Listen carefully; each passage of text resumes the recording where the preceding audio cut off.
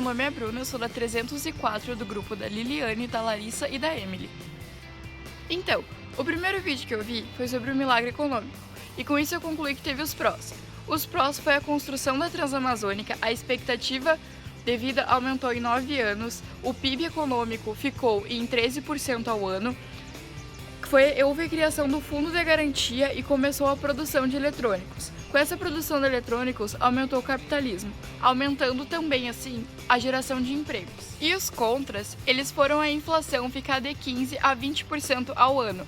Lembrando que a inflação é a variação do preço de qualquer produto. E também teve o aumento da dívida externa. A dívida externa estava em 4 bilhões e foi para 90 bilhões. Agora eu vou colocar algumas reflexões sobre coisas que foram ditas durante o vídeo.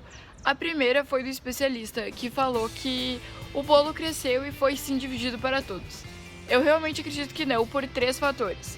O primeiro fator é o índice de Gini. O índice de Gini, ele calcula a desigualdade, e quanto mais perto de 1, mais desigualdade é. E no Brasil, quando teve a ditadura, ele ficou em 0,6, ou seja, é muito alto.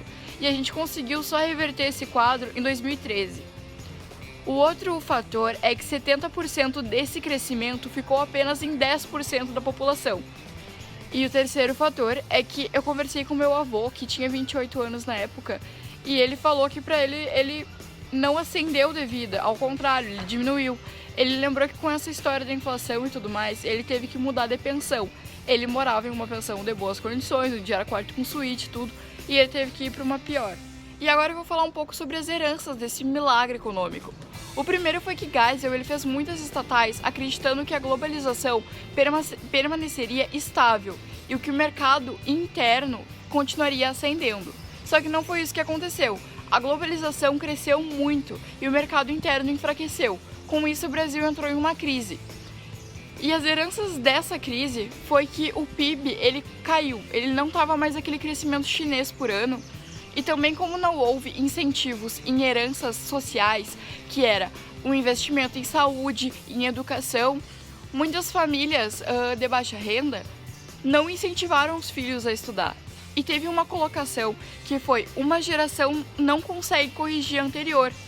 E isso realmente é uma ascensão lenta. Eu consigo ver isso pela minha família. O meu avô era pedreiro, a minha mãe conseguiu subir um pouco para professora. E eu espero conseguir subir para química industrial. Então não é uma mudança radical. Raramente são aquelas construções que vem uma profissão muito baixa. Por exemplo, um lixeiro que teve um filho médico. Então é bem difícil ter essa ascensão direta na economia familiar. Então, para concluir, a gente toma como base uma frase que foi dita durante o vídeo, que é: a democracia ela demora para aceitar os projetos, mas quando aceita eles são muito sólidos. E o moço colocou que isso era muito mais importante do que uma agilidade, ou seja, é mais importante ser eficaz do que ser rápido. Então, o outro comentário é sobre o vídeo do slogan da ditadura, que é Brasil, ame ou deixe. Então, ele começa falando que da origem, que é americana, que era para um senador chamado Joseph McCarthy. Ele era um senador, mas ele tinha muito poder popular e as pessoas escutavam muito o que ele falava.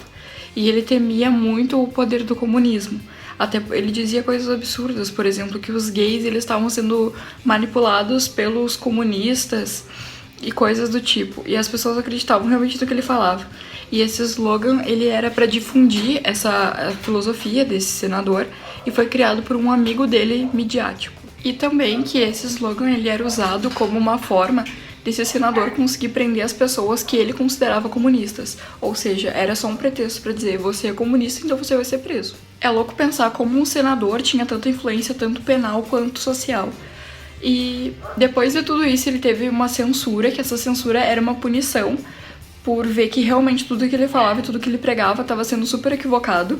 E agora vem a parte mais louca, que depois de tudo isso, depois que o cara foi julgado, que viu que ele era um babacão, o Brasil resolveu começar a usar. Então, no governo Médici, que foi o mais ditatorial, resolveu-se começar a usar esse slogan como forma de pregar o nacionalismo para tentar dar uma amenizada na crise do petróleo.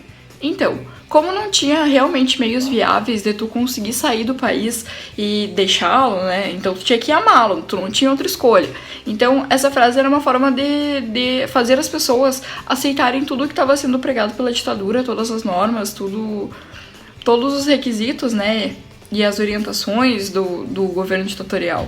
Então era uma forma realmente de censurar, de falar para as pessoas, não, vocês têm que aceitar isso porque vocês estão no Brasil e no Brasil é assim e ponto. Então agora em 2018 o SBT resolveu começar a reusar esse slogan.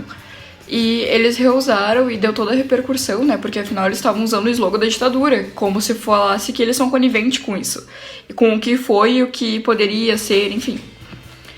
Então é louco a gente pensar que o meio da comunicação tão grande diz que realmente não sabia que aquele slogan era da ditadura, que eles não tinham essa informação e que ninguém do SBT tinha conhecimento que aquilo era slogan da ditadura. E sobre isso, tem um vídeo da etnia brasileira que fala como é que foi essa repercussão no Twitter, principalmente, dessa repercussão do SBT postar o slogan da ditadura. E os tweets, eles são bizarros, porque são assim, ó, pessoas realmente apoiando e falando, nossa, que legal, como somos nacionalistas, acreditamos na ditadura, intervenção militar, vem ditadura, ê... Eram comentários assim, sabe, é bem chocante ver que essa geração, principalmente que tá vindo, porque era um tweet de pessoas novas, essa geração que tá vindo, ela realmente tá vindo sem senso de crítica, sem saber distorcer o errado do certo. E o vídeo termina com uma mensagem bem bonita falando sobre o amor, que o amor não é tu baixar a cabeça e aceitar tudo que o outro tá falando, que amor é vocês terem liberdade junto e conviver. Então, o vídeo passa uma mensagem bem bonita entre toda a linha histórica de como foi criado, como foi usado na ditadura, como foi usado agora com o SBT, e fecha falando o que realmente é o amor. Então é um vídeo que, por mais que seja pesado, ele termina de uma forma bem legal, sabe? Então, esse foi um vídeo comentando o milagre econômico e a criação do slogan da ditadura e como ele foi usado hoje em dia. Espero que tenha sido legal. Só isso mesmo.